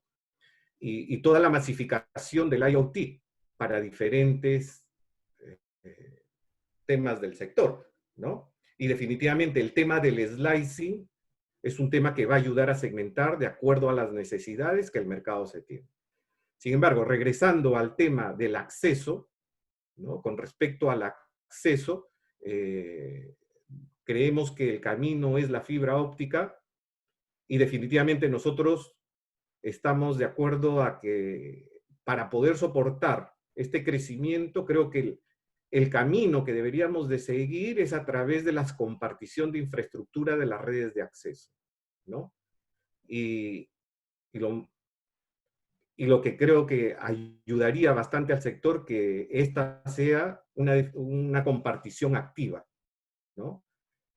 Puesto que como operadores, siempre en la parte de acceso, el CAPEX, una de las porciones más importantes que nosotros hacemos, es a nivel del acceso. Es una de las partes de inversión de CAPEX bastante altos. Entonces, el modelo de compartición de infraestructura en sus diferentes modalidades, ¿no? Es la que nosotros apostamos. Y definitivamente siendo la parte de la compartición del acceso activo, es por donde creo que es el camino, ¿no? En las cuales se podrían sumar los operadores que se deseen y poder hacer de esta manera que el desarrollo de nuestro país se realice de la mejor manera. Hay que tener en cuenta que actualmente nuestra brecha de Internet fijo a nivel de hogares son más de 3 millones de hogares que no cuentan con acceso de conectividad de alta calidad, de banda ancha, ¿no? Y esta definitivamente o son por redes HFC, pero deberíamos de irnos por redes de fibra óptica, ¿no? Eso en el mundo fijo. Y también apostamos por la compartición de redes a nivel móvil, ¿no? Más allá de la parte de la compartición que actualmente se viene realizando por los temas de compartición del sitio físico, sino también ver los modelos de compartición a través del espectro, por ejemplo, en las cuales se podría masificar mucho más el despliegue de nuestras redes fijas, nuestras redes móviles, donde también tenemos una gran brecha, ¿no? Hay cerca de 4.5 millones de hogares en nuestras zonas rurales y provincias muy alejadas, en las cuales no se cuenta con un servicio de Internet móvil, ¿no? Y también la apuesta va por ahí, ¿no? Entonces, los temas de compartición creo que son el futuro. Y para esto, definitivamente, como sector deberíamos de apostar porque las políticas del sector público vayan realmente sintonizadas con la necesidad que el mercado, que el pueblo necesita, ¿no? Debemos de ir muy de la mano, con políticas que nos permitan crecer y que estos modelos de compartición se puedan dar a nivel de todo sector, tanto a niveles de las redes fijas como a nivel de las redes móviles. Eso era lo que quería compartir, Juan. Gracias, Osvaldo. Interesante la visión de aterrizando acá en el país. A continuación invitamos a Nelson Moscoso, de América Móvil, para que también nos haga los comentarios respectivos. Hola, buenos días con todos. ¿Me escuchan ahí bien? Sí, se escucha bien. Ok, buenos días con todos. Ante todo, gracias a Juan, a Fin por la iniciativa, gracias a Pedro por la exposición, a Osvaldo los datos que también nos ha proporcionado. Creo que la exposición de Pedro ha sido, como bien dijo Osvaldo, también muy detallada, muy clara, y los datos de Osvaldo también. Lo que me gustaría es quizás ahí ir complementando más que redundar en algunos temas. Nosotros hemos observado básicamente lo mismo en múltiples presentaciones de experiencias de otros lados, lo hemos visto ahora con los datos compartidos por Movistar, básicamente el mismo comportamiento, ¿no? El tráfico con un aumento en principio de esta emergencia de entre el 40 y 45% en las redes fijas, muy abrupto, pero sobre todo un comportamiento en el tiempo. Cambió la hora pico, la hora punta, digamos, hablando en términos de pandemia, ya no es hora punta, sino es una meseta, en términos tan usado ahora de la famosa meseta, pues se convirtió en una meseta prácticamente del mediodía hasta la medianoche, incluso al inicio de la emergencia, tráfico de video hasta las altas horas de la madrugada, 3 de la madrugada. El comportamiento al inicio fue principalmente de ocio, diría. Información, la gente estuvo conectada para informarse, pero sobre todo mucho ocio, porque claro, en un inicio creo, y está claro que no estaba preparada la mayoría de las empresas para entrar rápidamente a teletrabajo, ni por la infraestructura propia de las empresas, ni por los equipos en los hogares, la conectividad y los equipos, las propias computadoras, terminales, etcétera. Los colegios, las universidades, algunas sí estaban preparadas, los colegios no. Tomó tiempo en adecuarse a esto. Entonces, las primeras semanas, claramente, hubo un día hasta 70% de tráfico que básicamente fue de video, de aplicaciones de video. Como bien se ha dicho, llegó al punto que tuvo que bajarse pues la calidad de las aplicaciones, ¿no? De las globales y las locales, como las de Claro Video nuestras, las tuvimos que bajar. Era mucho entretenimiento y gaming. Luego, al pasar las semanas, sí hemos visto que el comportamiento, y bueno, en el lado móvil la movilidad bajísima, pero al pasar las semanas, sí creo que entrando los colegios, entrando los trabajos más ya en ritmo, sí se notó que el tráfico tomó ya, si bien en otro volumen, definitivamente, tomó una curva más similar a lo que es una semana de trabajo, ¿no? Con otros horarios, pero ya con cierto ritmo de trabajo.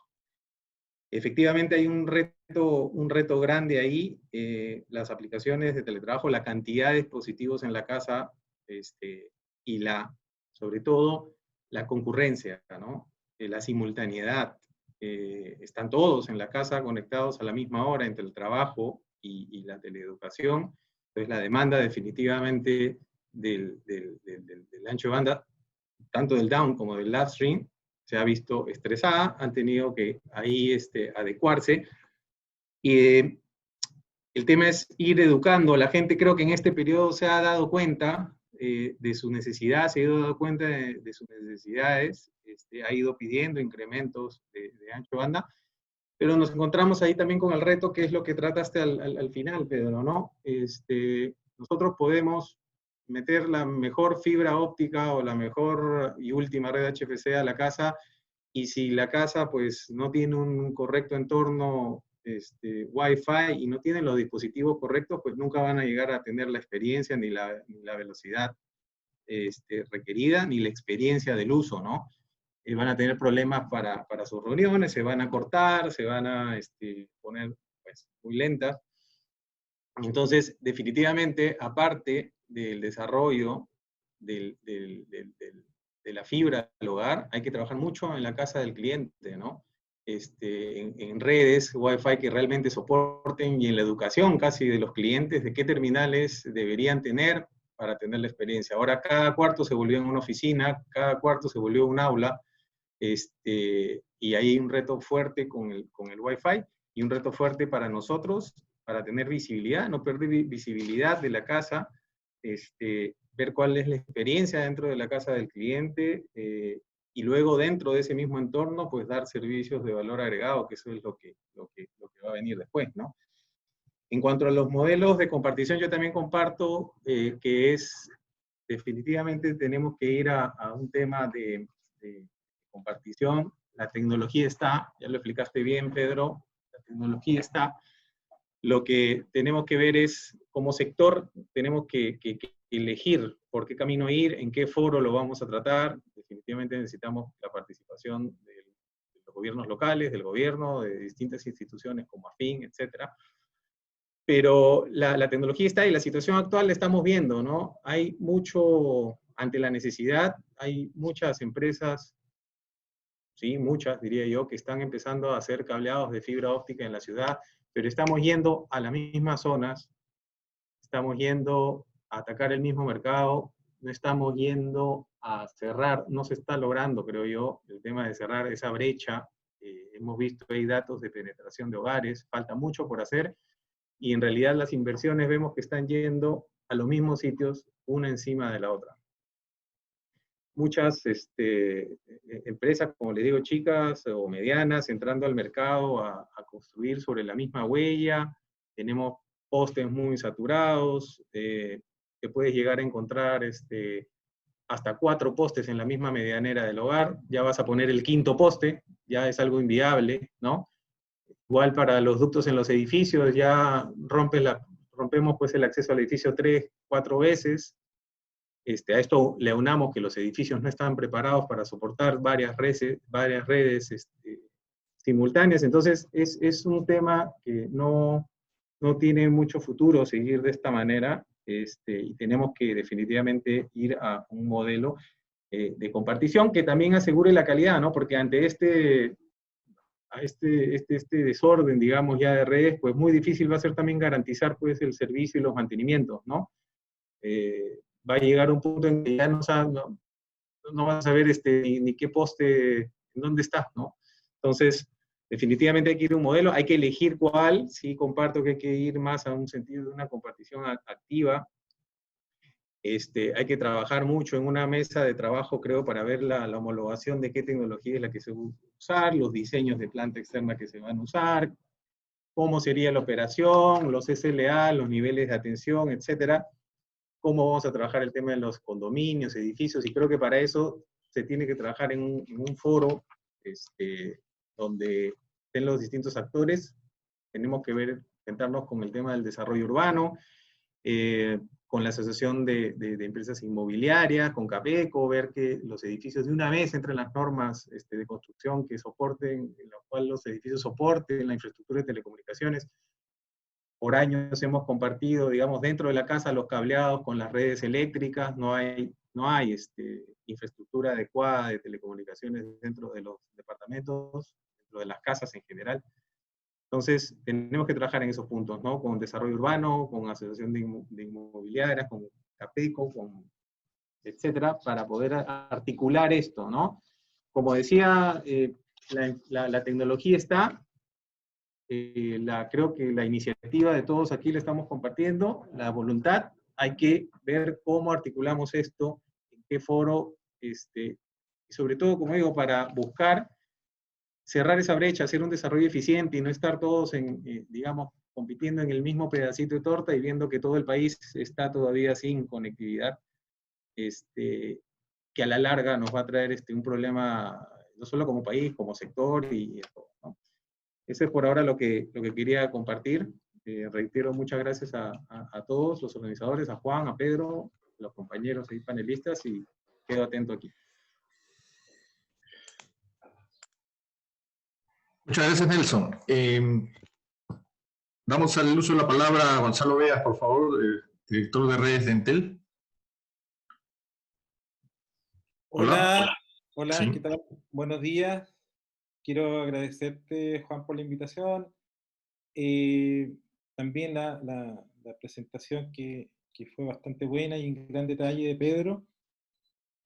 Como Entel quería compartir un par de ideas. La gracia de estar al último fue que tenía preparado un par de láminas respecto a cómo había crecido el tráfico y al final ya me ayudó Osvaldo, y que pone en contexto lo que viene ahora después de esta crisis que hemos estado viviendo, que se adoptaron tecnologías que yo creo que ya no van a dejar de ser usadas, como por ejemplo el teletrabajo va a ser una opción que va a perdurar.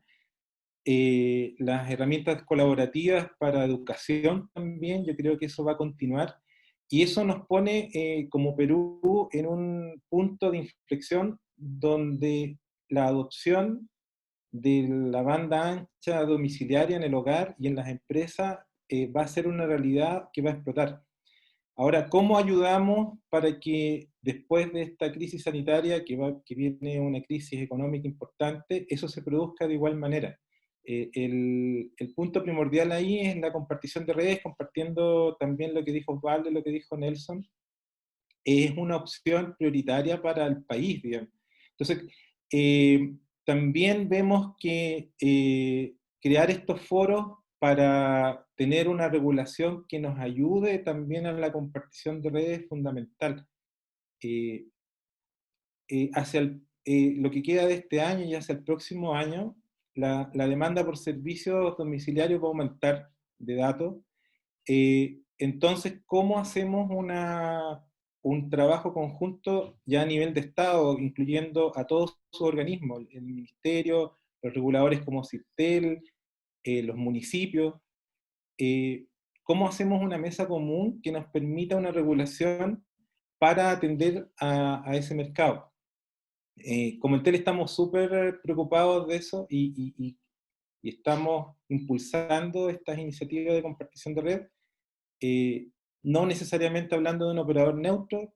Creo que hoy día hay redes que existen y que pueden ser usadas o se pueden desplegar en conjunto, y también, si queremos, el operador neutro también puede venir, digamos. Entonces, creo que la disyuntiva está en cómo nos organizamos como industria y cómo aunamos los esfuerzos del regulador, como les decía, y de los organismos del Estado para que nos ayuden al despliegue de las redes. Como comentaban antes, los postes están saturados y no tiene sentido seguir instalando postes o seguir instalando fibras sobre los postes que ya existen. Entonces, al final, para los operadores que ya tienen inversiones, son barreras que al final son económicas y que nos van obligando a siempre, como comentaba Nelson, a invertir en la zona de mayor riqueza económica, que al final no tiene sentido a abarcar las zonas menos pudientes de todo el país, digamos. ¿Ya? No solo de Lima, que también es bastante denso, pero hay zonas que no son tan densas, que podríamos llegar con fibra, pero no tiene sentido que las 4 empresas, o 5 empresas, o las otras medianas que también están invirtiendo, pongamos 5 redes en la calle. No tiene ningún sentido, ni económico ni práctico. Entonces, ese es el camino que como en TEL estamos mirando, compartición de redes activas. Hay que buscar los foros técnicos también para determinar cuál es la tecnología que mejor se adecua a la realidad que tenemos y caminar por esa senda. Creo que ya las explicaciones están dadas y la coyuntura está puesta.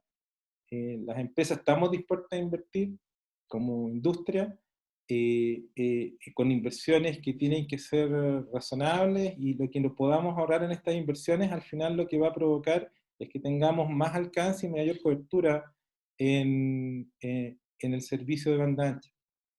¿Ya? Eso es básicamente lo que quería aportar, más allá de dar las gracias, que estas iniciativas ayudan a cada uno de los operadores y como industria a poner nuestros puntos de vista y hacerlos públicos, lo cual le agradezco bastante.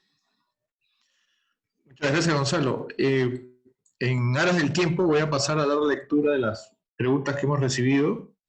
Tenemos varias, algunas ya han sido comentadas, pero quizás las voy leyendo y para no dilatarnos más, se contestan al final, dependiendo de quién desee o a quién estén dirigidas, ¿no? Por ejemplo, nos mencionan, dice, con los países latinoamericanos los gobiernos expresaron con mucho orgullo que el tráfico creció y que había sido muy bien soportado por las redes. Dice, ¿dónde está el enigma?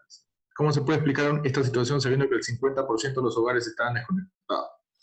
Las redes móviles soportaron el tráfico o se congestionaron. ¿Qué pasó con estas cifras de crecimiento en el tráfico? ¿Por qué creció? ¿Y qué fue lo que creció? Parte de lo que ya se expuso, ¿no? ¿Cómo se va a hacer para que las políticas públicas se reorienten hacia las telecomunicaciones fijas que no son rentables y generalmente tienen desconectados a los pobres? Las telecomunicaciones móviles tienen mucho dinero para promover su negocio. ¿Cómo se puede hacer para que los gobiernos cambien su idea? Luego, nos dice si este despliegue nos hace pensar que es probable que existan muchos data centers descentralizados en el Perú, o es que tiene que existir uno solo. Difícil, Lucho, con la latencia que están pidiendo. Segundo, ¿es posible compartir lambdas en 25 GPON? Tercero, según su visión, ¿cómo ve Perú en este desarrollo de la última milla con fibra FTTH?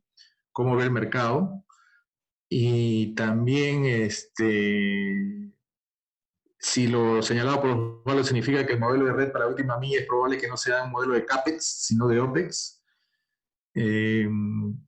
Y de lo dicho por Nelson, es un hecho que se tiene que modificar algunas normas de instalación eléctrica y de telecomunicaciones que están recogidas en el Código Eléctrico y algunas en el Ministerio de Vivienda. Y por lo tanto, este tema se vuelve transversal y urge tener un solo ente que recoge este desorden de las redes, tanto outside como interna. Luego, ¿por qué los operadores siguen implementando redes individuales cuando todo se indica que deberíamos construir redes compartidas? ¿Cuál es el roadmap de pasar a redes compartidas para los operadores móviles? En ATP,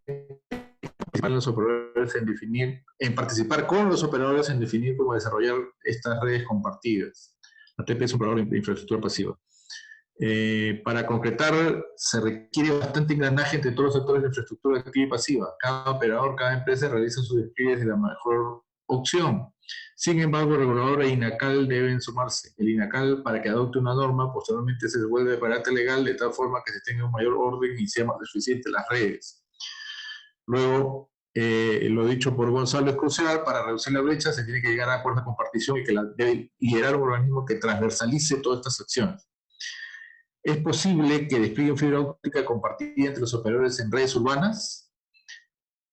Algo parecido al RAN sharing, pero para fibra. Esas son las preguntas que hemos recibido. Por favor, Pedro, de repente algunas puedes precisarlas tú y los que están mencionadas para Perú, los operadores, ¿no? Los representantes de operadores. Bueno, si te parece, sigo ahí el orden que está aquí, ¿no? El que tenemos en las preguntas y respuestas. Sí, sí. Yo la primera creo que es más para vosotros, pero yo sí, como comentario diría que esa de los gobiernos expresando ese orgullo, no puedo evitar decir que los políticos siempre expresan el orgullo por lo que les toque y por lo que no les toca también. Yo entiendo que los que tienen que expresar orgullo de que las redes hayan soportado el tráfico son las 3 personas que me acompañan en esta presentación.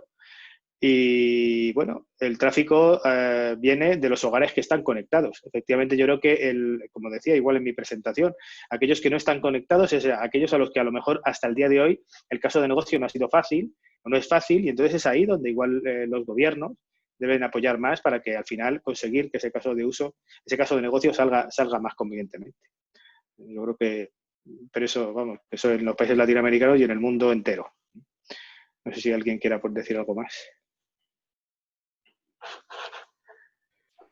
Yo podría complementar a lo dicho por Pedro, ¿no? Definitivamente, los modelos de compartición debería ser el rumbo por el cual nosotros deberíamos de ir. Por ahí había unas preguntas también que mencionó Juan, pero ¿por qué no se han hecho, no? En realidad es un tema que debemos de trabajar entre los operadores, todos los del sector, y la parte de regulaciones, ¿no? La parte del Ministerio de Transportes y Comunicaciones, OCIPTEL. Digo, a nombre Movistar específicamente, a veces nos vemos sobreregulados en determinados aspectos, ¿no? Pero sin embargo, donde el mercado está apostando a futuros crecimientos, hay mucha brecha, ¿no? Hay muchas cosas por hacer.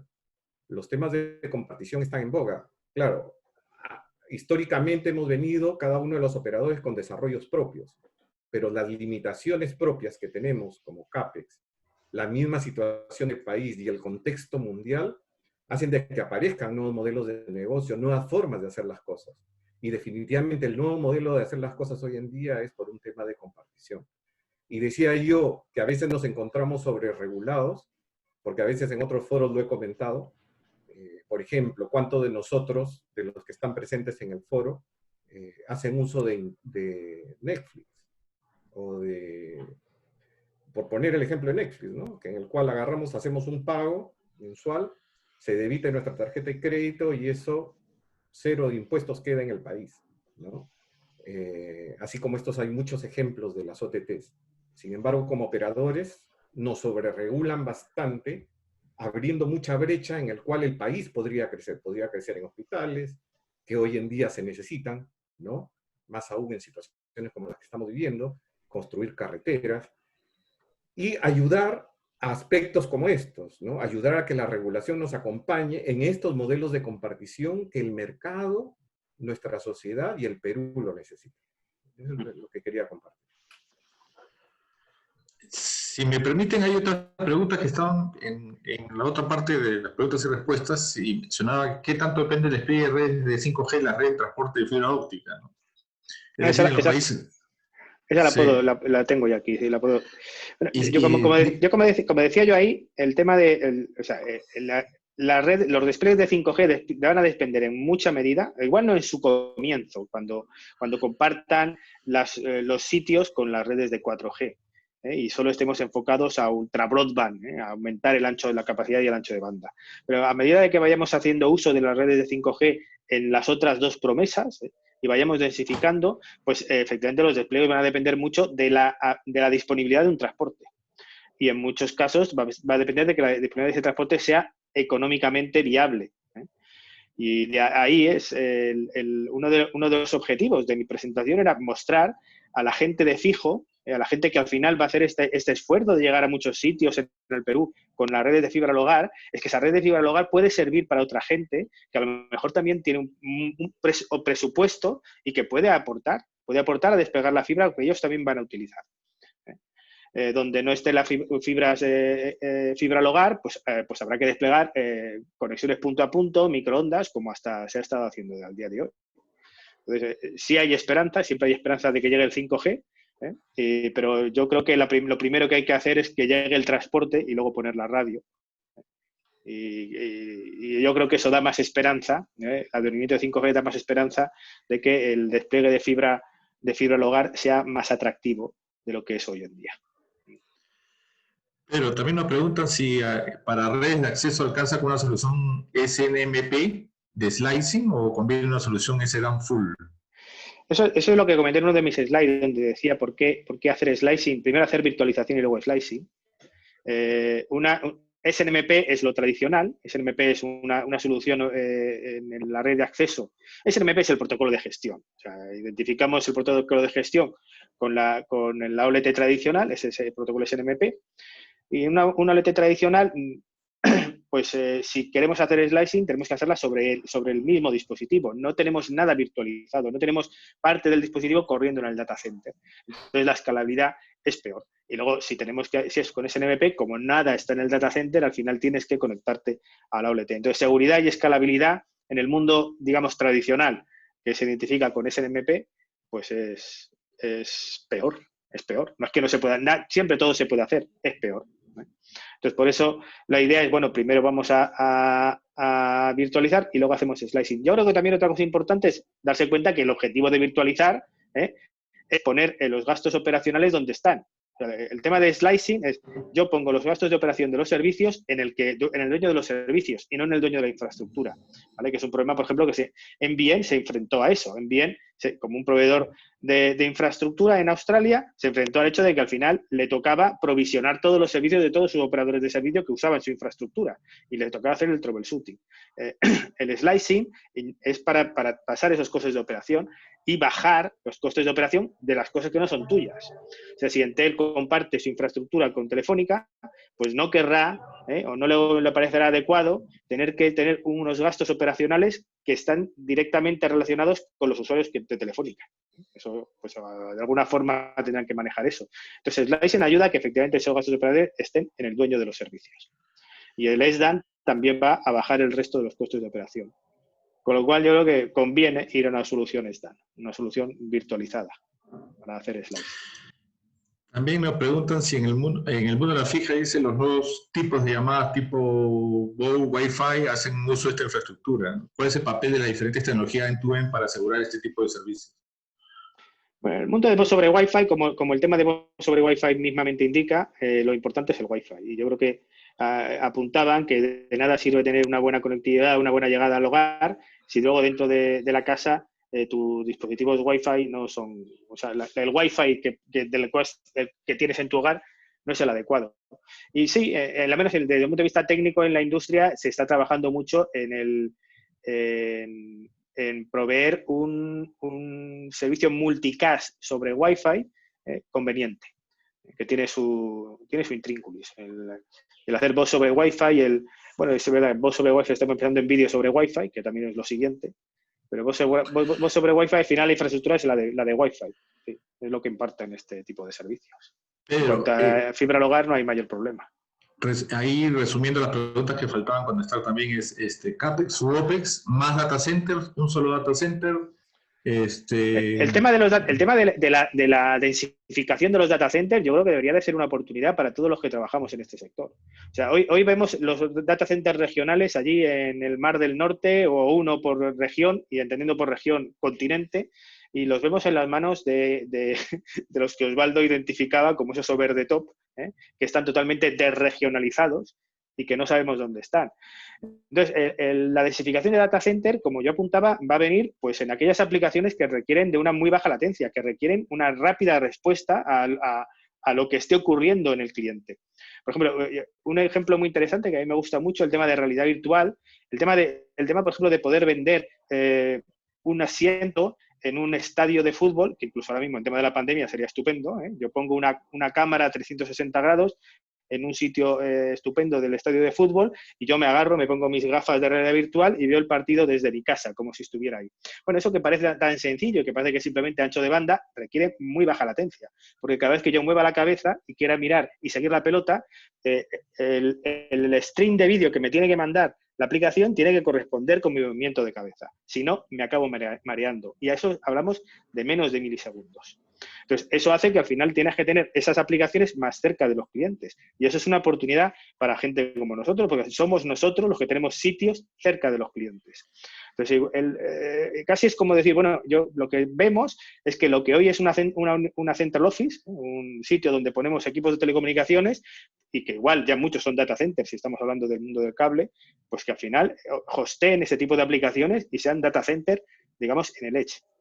Y eso es una oportunidad, pero el número de data centers vendrá dado por el número de aplicaciones que necesiten ese tipo de infraestructura. Es una oportunidad, yo creo, para... ¿Y sobre CAPEX y OPEX? Sobre CAPEX y OPEX, bueno, pues efectivamente todo el speech que hemos montado, y yo creo que lo que de alguna manera habilita es diferenciar infraestructura de red de servicios. Y la infraestructura es CAPEX.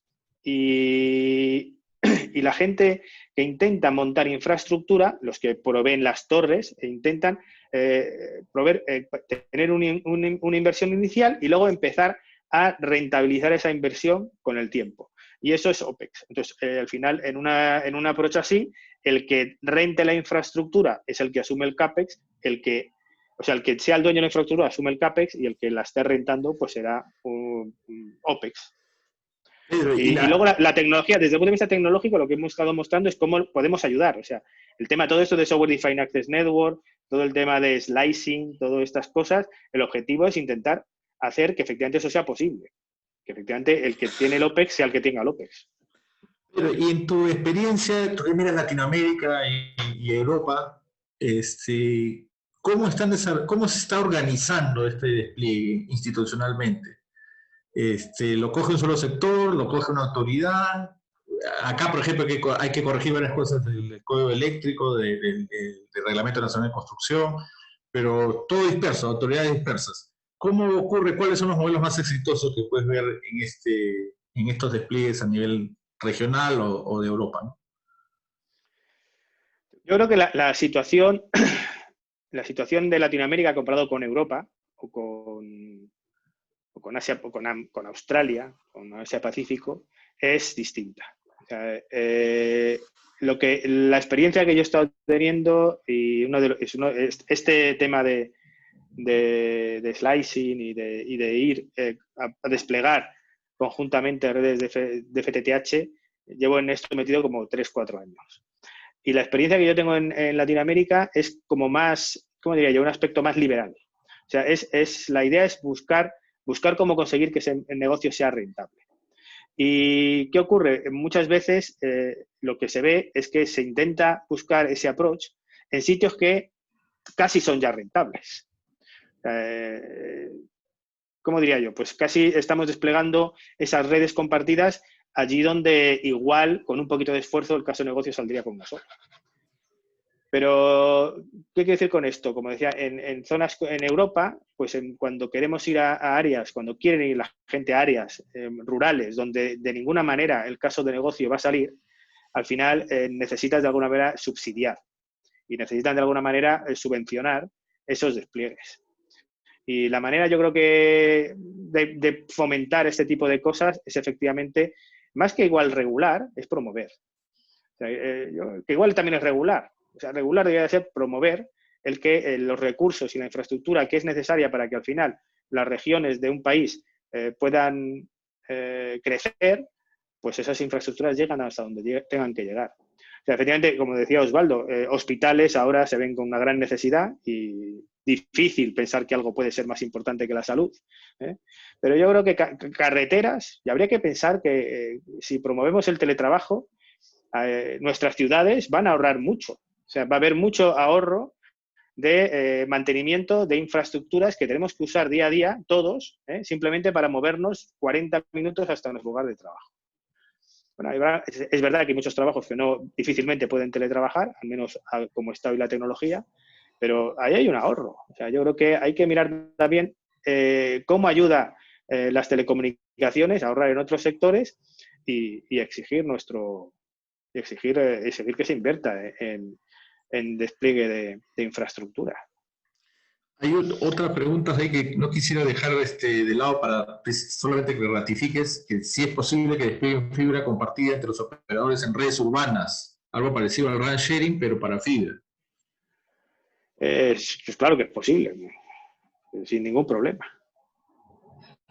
Esto, todo lo que hemos hablado hoy es independiente de si estamos en un área urbana o si estamos en un área rural. De hecho, como decía, normalmente en un área urbana pues es más sencillo porque es más fácil que llegue la fibra. O sea, es así de fácil. Y, Pedro, si me permite hacer una pregunta también, ¿cómo se calcula la penetración de banda ancha fija en Latinoamérica? Dice, normalmente se calcula por cada 100 habitantes. En el caso yo creo que Osvaldo, ¿no? esa pregunta es para Osvaldo, yo creo, sí, que están hablando. Sí. Entiendo que por cada 100 habitantes, ¿no, Osvaldo? Sí, se sigue la misma metodología internacional. La fuente que presenté es la de Pyramid Research. Son datos de ellos, pero el cálculo que se hace es por cada 100 habitantes, ¿no? Perfecto. Luego, ¿será suficiente el GPON para el transporte de 5G? Pues para el transporte de 5G, GPON es suficiente si nos enfocamos en backhaul, en esa parte que es desde la unidad centralizada hasta el core de la red. También depende de la capacidad de la celda. O sea, hay celdas y celdas, depende del número de radios, el número del multi-user MIMO, depende de la capacidad propia de la celda, será o no suficiente. El problema es que a medida que vas acercando a la radio, como, bueno, es que es muy... a medida que vas acercando a la radio, tienes que transportar más encabezados, tienes que transportar menos tráfico útil de la celda. Entonces, a medida que nos vamos acercando, es cuando tenemos que ir añadiendo XGS-PON entre la unidad distribuida y la centralizada, o ya 25 algo superior a XGS-PON, como 25 gigapon, entre la unidad de radio y la unidad distribuida. Perfecto. Bueno, esas son casi todas las preguntas que hemos recibido. Vemos que hay un trabajo necesario y urgente para cubrir estas necesidades de fibra en el hogar, estos nuevos despliegues, no solamente en zonas urbanas, sino todavía para cubrir las zonas más alejadas también. Necesitamos un ordenamiento, no necesariamente una regulación, necesitamos digamos, hacer el caso de negocio para que podamos tener más fibra en mayores lugares y que sea participativo para todos, además, y que seamos más eficientes en el despliegue. Y yo agradezco a Pedro por la presentación, agradezco a Nokia también por motivar este seminario. Nos parece muy interesante hablar de lo que viene, hablar de lo que se necesita en el país. Y agradezco también a los panelistas, a Osvaldo, a Nelson y a Gonzalo, por dar su visión desde la parte de los operadores. Y estamos dispuestos a seguir trabajando y a generar estos espacios de discusión tecnológicos y también con la academia, veo dentro de los asistentes y representantes de academia, que podamos generar una corriente de opinión a favor de una agenda y de un plan de trabajo y un plan de acción que nos permita superar las necesidades que tenemos en el país, ¿no? Si no lo hacemos, corremos el riesgo de seguir retrasados y con un 28% que digamos, nos representa una gran tarea todavía. Y en general, el despliegue de infraestructura de telecomunicaciones en el país sigue siendo una gran tarea para todo, digamos, para la industria, para el gobierno, para la academia y los ciudadanos en general, ¿no? Sobre todo como resiliencia para la nueva normalidad. Yo quisiera solamente reiterar el agradecimiento.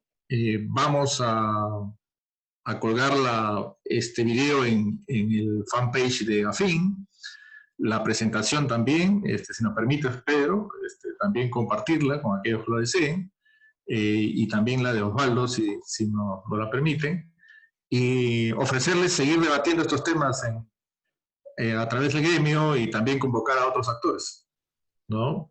No sé si Pedro o los panelistas quisieran decir algo más para finalizar, ya que estamos también con la hora. De mi lado, muchas gracias, y nos vemos en otros foros similares, ¿no? Muchas gracias a todos y buenos días. Gracias, Nelson. Igual, Juan, las gracias por la participación y promover este tipo de foros. Gracias, Osvaldo. Lo mismo, muchas gracias por la invitación y que sigamos trabajando como gremio y como industria para sacar estos temas adelante.